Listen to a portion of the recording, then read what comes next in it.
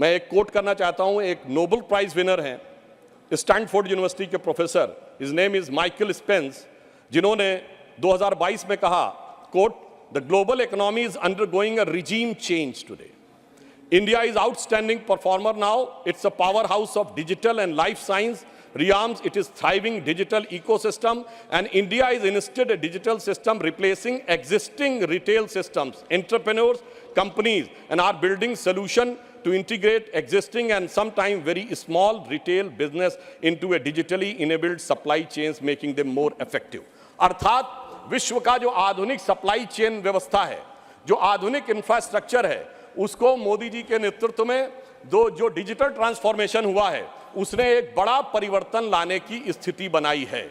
अब मैं यहां पर यह कहना चाहता हूं कि वर्तमान समय में यदि हम देखें तो हमने उस जिम्मेदारी का निर्वाह किया है कि गरीब के पास जरूरत पड़ने पे जीवन की आवश्यकताएं भी रहीं, विकास के नए सोपान भी बनते रहे, रेलवेज का मॉडर्नाइजेशन हो, 90% से अधिक इलेक्ट्रिफिकेशन हो गया हो, 70 से अधिक एयरपोर्ट बन गए हो, भारत चीन सीमा के ऊपर हैवी इंफ्रास्ट्रक्चर का निर्माण हो, वो भी किया है, कोविड वैक्सीन भी सबके लिए उपलब्ध कराया है. और इसके बावजूद आज पहली बार ऐसा मौका है जब G20 और G7 कंट्रीज में हम दुनिया में सबसे बेहतर स्थिति में नजर आ रहे हैं. मुझे लगता है कम से कम ईमानदारी से इस बात को समझने का प्रयास करना चाहिए.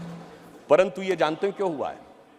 कारण यह है कि प्रधानमंत्री श्री नरेंद्र मोदी जी इस बात को भली भांति उन्होंने समझा कि उनका धन को किस मार्ग से व्यय करना चाहिए.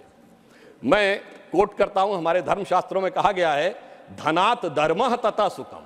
धन वही सुख का कारक होता है जो धर्म के मार्ग से व्यय होता है. यानी जो जिसका धर्म है उसको सही दिशा में, गरीब के लिए, विकास के लिए. मगर क्या बताएं मान्यवर, जो लोग धर्म के समूल नाश का संकल्प लेते हो, उनके लिए जो संपत्ति है वो भी विपत्ति बन जाती है और वो सुख कारक बनने के रास्ते पर नहीं चल पाती है. परंतु मैं कहना चाहूंगा कि मोदी जी के नेतृत्व में उन्होंने जैसी युक्ति बनाई है, उस कारण से जो आर्थिक विपत्ति थी वो अब संपत्ति की तरफ बढ़ती हुई नजर आ रही है. अब यहां पर मैं एक और बात भी कहना चाहूंगा मान्यवर, कई बार लोग ये कहते हैं कि साहब आप लोग आर्थिक विषय की बात करते हैं, मगर मैं ध्यान दिलाना चाहूंगा कई बार आर्थिक विषयों की बात करते करते लोग किसी दूसरे विषय पे चले जाते थे. मैं ये याद दिलाना चाहता हूं कि एक दौर था मान्यवर जब भारत की अर्थव्यवस्था का मजाक उड़ाया जाता था. क्या कहा जाता था? ये 2% से ऊपर कभी ग्रो ही नहीं कर सकते. इसको कहा जाता, this is a Hindu growth rate. ये कह के हमारा मजाक उड़ाया जाता था कि ये कभी 2% से ऊपर ग्रो नहीं कर सकते मान्यवर. मगर जब से हम लोग आए हैं, यानी जो लोग कहते हैं कि उन्हें हिंदू ग्रोथ रेट ज्यादा अच्छी लगती थी, अब यह 7.8% की हिंदुत्व की ग्रोथ रेट है, क्योंकि अब वो लोग आए हैं जो हिंदुत्व में विश्वास करते हैं. और मैं ये भी एक याद दिलाना चाहता हूं, इसे कोई संयोग माने या दैवयोग माने, मान्यवर जब भारत स्वतंत्र हुआ, इस बार की दीपावली के लिए मैं एक और बात भी कहना चाहूंगा. एक नया परिवर्तन भारत का जानते कैसे आया? यह सब कुछ जनता के सहयोग, समर्थन और मोदी जी की युक्ति के साथ तो हो ही रहा है. एक नया स्वरूप भी भारत का उभर रहा है. वो क्या है? जब मान्यवर देश आजाद हुआ तो उस समय भारत की अर्थव्यवस्था पे ताला लगा हुआ था. हमारे तुरंत विपक्षी लोग कहते साहब कुछ था नहीं, बहुत कुछ हम कर नहीं सकते थे.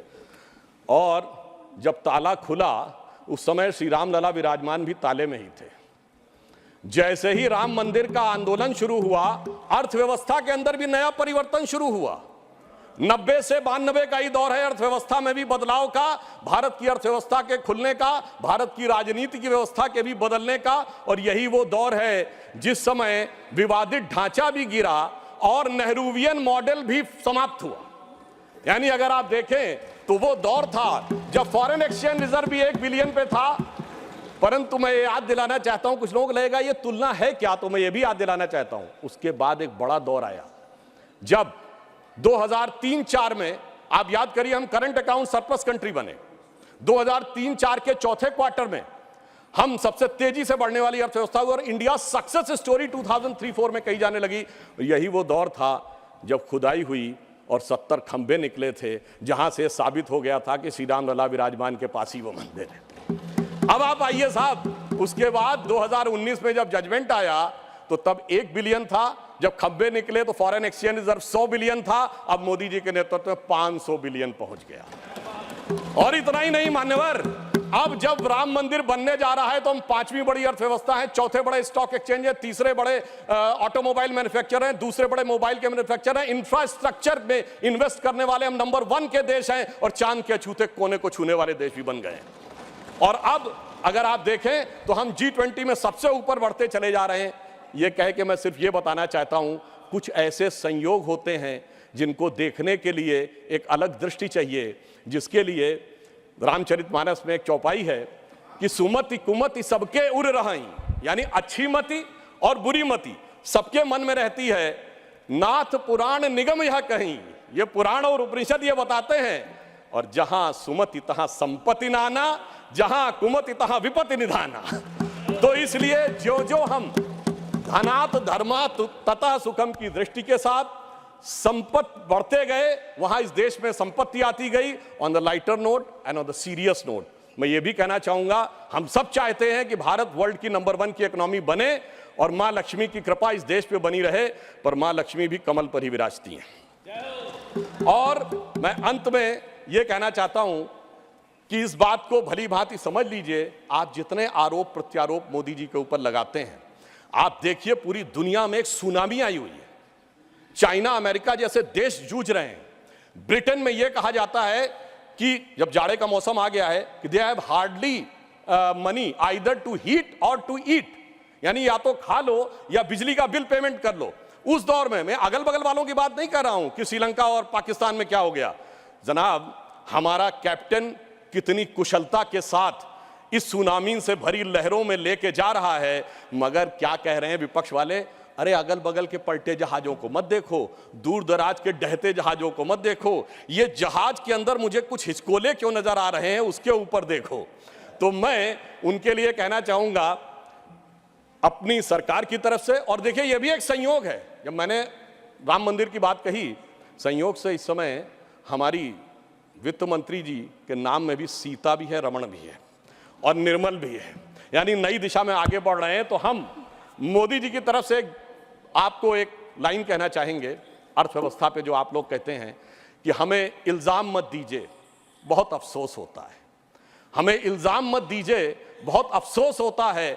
बड़ी तरकीब से कश्ती यहां तक लेके आए हैं, बदल देते हैं हम दरिया की लहरें अपनी हिम्मत से, आंधियों में भी अक्सर चिराग हमने जलाए।